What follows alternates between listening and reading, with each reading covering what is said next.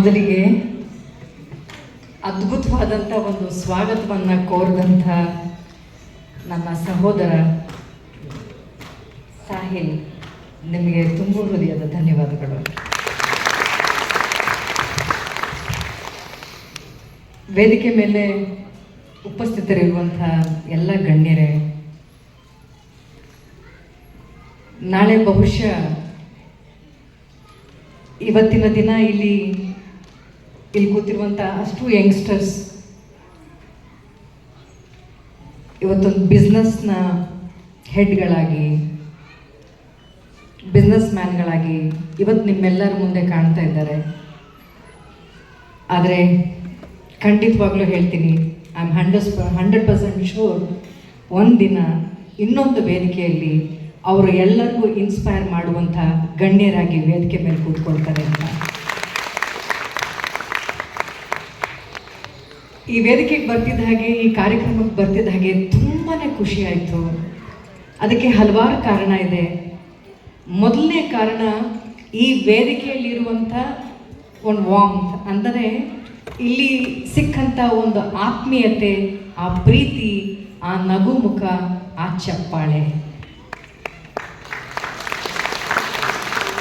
ಇಲ್ಲಿ ಸೇರಿರುವಂಥ ಎಲ್ಲ ಗ್ರಾಹಕರಿಗೆ, ಎಲ್ಲದಕ್ಕಿಂತಲೂ ಮುಖ್ಯವಾಗಿ ನನ್ನ ಜೀವನದ ಉಸಿರಾಗಿರುವಂಥ ನಿಮ್ಮಂಥ ಕನ್ನಡದ ಕಲಾಭಿಮಾನಿಗಳಿಗೆ ನನ್ನ ಪ್ರೀತಿಯ ನಮಸ್ಕಾರಗಳು.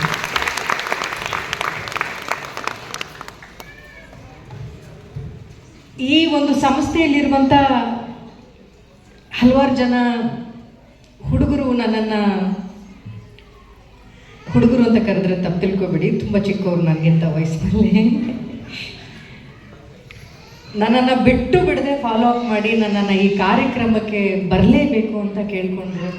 ಇವ್ರನ್ನ ಒಂದು 2-3 ಸಾರಿ ನಾನು ಭೇಟಿಯಾಗಿದ್ದೀನಿ, ಹೌದಲ್ವಾ? ಒಂದು 2-3 ಸಾರಿ ಭೇಟಿಯಾಗಿದ್ದೀನಿ. ನೀವು ನಂಬಲ್ಲ, ಈ ಹುಡುಗರನ್ನ ನೋಡಿದಾಗ ನಮ್ಮ ಪಕ್ಕದ ಮನೆ ಹುಡುಗರ ಥರ ಇದ್ದರು. ಆದರೆ ಈ ವೇದಿಕೆಯಲ್ಲಿ ನೋಡಿದ್ರೆ ರಜನಿಕಾಂತ್ ಪಡೆಯಪ್ಪ ಥರ ಬರ್ತಾ ಇದ್ದಾರೆ ಒಬ್ಬೊಬ್ಬರು ಎಂಟ್ರಿ.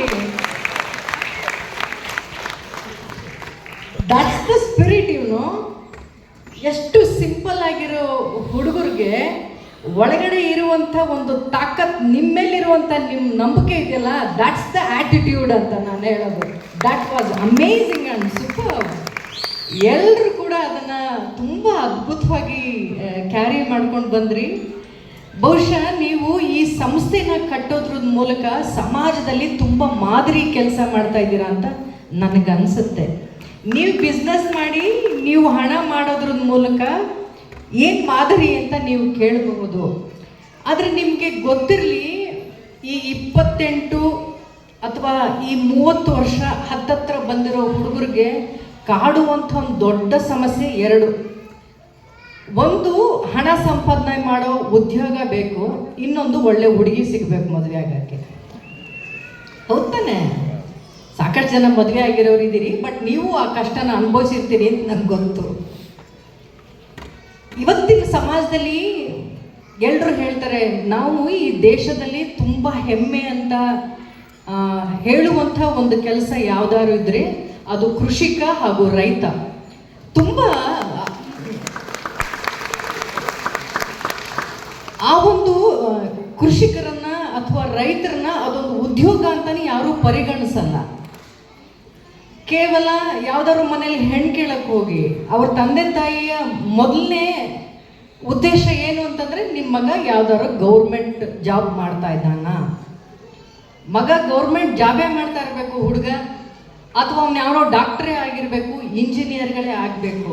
ಇಲ್ಲದೆ ಹೋದ್ರೆ ಬದುಕೇ ಇಲ್ಲ ಅನ್ನುವಂಥ ಒಂದು ಕಲ್ಪನೆಯಲ್ಲಿ ಪ್ರತಿಯೊಬ್ಬ ಪೋಷಕರಿದ್ದಾರೆ. ಅಂಥ ಒಬ್ಬ ಪೋಷಕರಿಗೆ ಈ ಡಾಕ್ಟ್ರೇ ಆಗಬೇಕು, ಇಂಜಿನಿಯರ್ಗಳೇ ಆಗಬೇಕು, ಗೌರ್ಮೆಂಟ್ ಕೆಲಸನೇ ಇರಬೇಕು ಅಂತ ಇನ್ನೊಬ್ಬರ ಮೇಲೆ ಡಿಪೆಂಡ್ ಆಗ್ತಾರೆ. ನೋಡಿ, ಈ ಸರ್ಕಾರದ ಮೇಲೆ ಡಿಪೆಂಡ್ ಆಗೋದ್ರನ್ನ ಬಿಟ್ಟು ನಮ್ಮ ನಂಬಿಕೆ ಮೇಲೆ ನಾವು ನಿಂತ್ಕೊಂಡು ನಾವು ಹಣ ಸಂಪಾದನೆ ಮಾಡ್ತಾ ಬದುಕಿನಲ್ಲಿ ಒಳ್ಳೆ ಹೆಸರನ್ನ ಸಂಪಾದನೆ ಮಾಡ್ತೀವಿ ಅಂತ ತೋರಿಸ್ತಾ ಇದ್ದೀರಲ್ಲ, ನೀವು ನಿಜಕ್ಕೂ ಮಾದರಿ ಅಂತ ನಾನು ಹೇಳ್ತೇನೆ.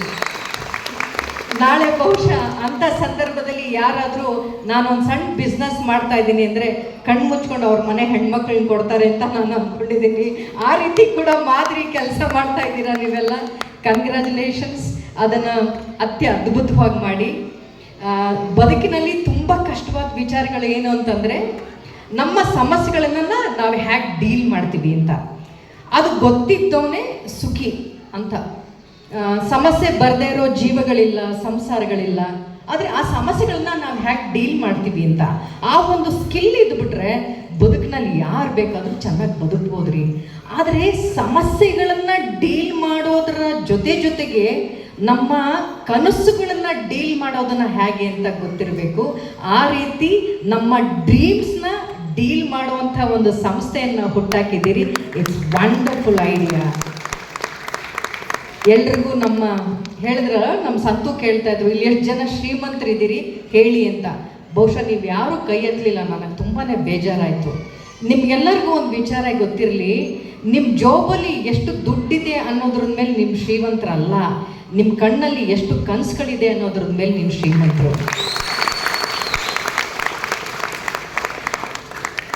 ಹಾಗೆ ಇವತ್ತಿನ ಸಮಾಜದಲ್ಲಿ ಹೊಸತನಗಳಿಗೆ, ಹೊಸ ವಿಚಾರಗಳಿಗೆ ಸಾಕಷ್ಟು ಅವಕಾಶ ಇದೆ.